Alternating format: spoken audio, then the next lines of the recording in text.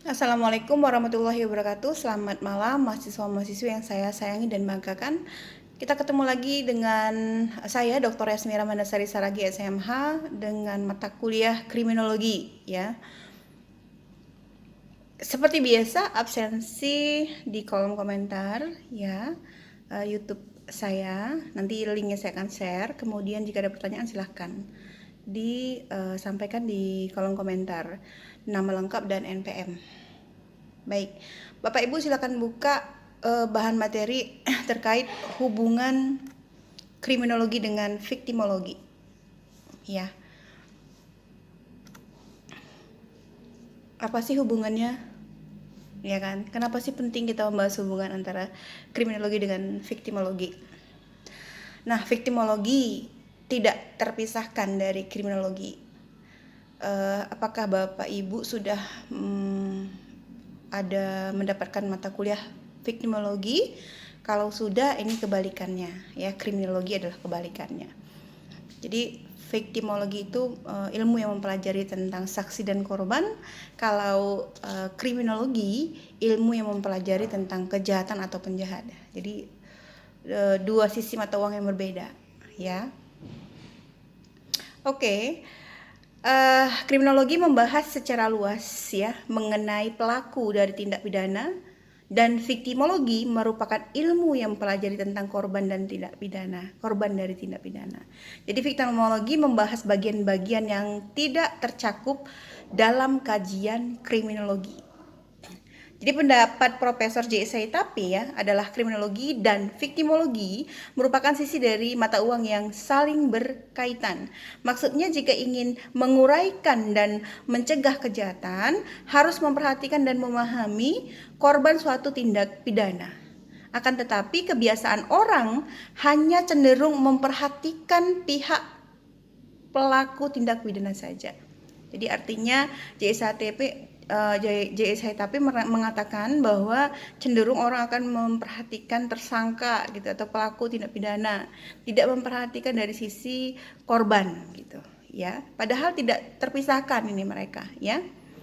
Kemudian Bapak Ibu, pendapat pentingnya dibentuk viktimologi secara terpisah dari ilmu kriminologi adalah yang pertama, mereka yang berpendapat bahwa viktimologi tidak terpisahkan dari kriminologi diantaranya adalah von Hentig, Mannheim, dan Paul Cornell ya. Mereka mengatakan bahwa kriminologi merupakan kejahatan dengan segala aspeknya termasuk korban. Dengan demikian, perlu melalui penelitiannya kriminologi akan dapat membantu menjelaskan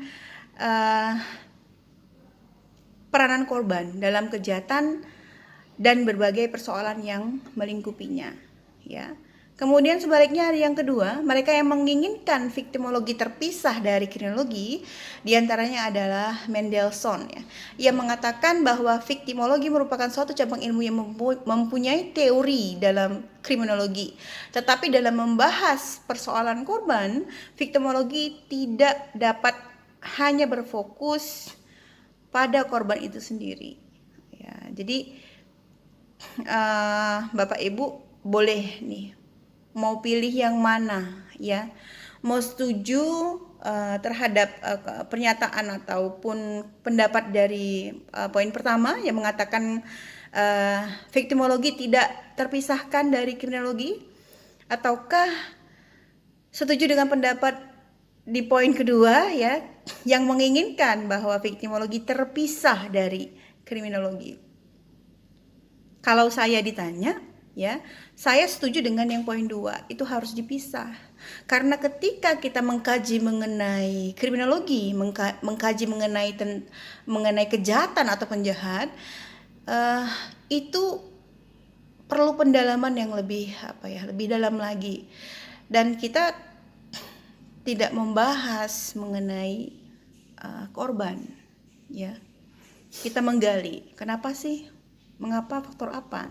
Apakah ada bawaan dari sejak lahir? Ya ingat ya, teori Lombroso yang saya sampaikan beberapa minggu yang lalu. Katanya penjahat itu diwariskan ya dari gen-gen sebelumnya. Nah, ini Bapak Ibu, saya senang dengan kriminologi karena saya merasa itu fashion saya. Jadi ketika saya melihat seseorang gitu ya, itu kita bisa apa ya, ada analisis tersendiri gitu ya kepada orang-orang tertentu. Nah, boleh silakan Bapak Ibu. Ya, pilih mana? Pilih yang pertama atau yang kedua ya. Karena viktimologi sendiri pun nanti kalau Bapak Ibu sudah mendapat mata kuliah viktimologi, Bapak Ibu akan tahu bahwa viktimologi juga dalam pembahasannya. Bukan hanya terkait hanya teori-teori saja, tapi di sana ada lembaga perlindungan saksi dan korban. Kemudian kita perlu mengetahui bahwa jenis-jenis apa saja, jenis-jenis tindak pidana apa saja yang akan dilindungi oleh negara. Jadi nggak semua tindak pidana dilindungi oleh negara. Nah, itu dibahas di lembaga perlindungan saksi dan korban yang ada dalam bagian dari viktimologi. Ya, oke. Kemudian Bapak Ibu, selain kita mempelajari mengenai hubungan antara kriminologi dengan viktimologi, kita juga perlu membahas mengenai hubungan kriminologi dengan hukum pidana. Ya, jadi jangan bilang hubungannya baik-baik saja, Bu. Ini bukan hubungan yang itu ya. Harus dijelaskan ya. Ini rekaman video saya sudah kedip-kedip. Ini ntar lagi mati nih. Jangan-jangan. Baik Bapak Ibu, begini saja. Jika ada pertanyaan silakan di kolom komentar ya. Untuk minggu depan saya akan membahas mengenai hubungan kriminologi dengan hukum pidana. Jadi sebelum saya membahas di minggu depan, Bapak Ibu silakan dibaca bahan materi yang telah saya share sebelumnya.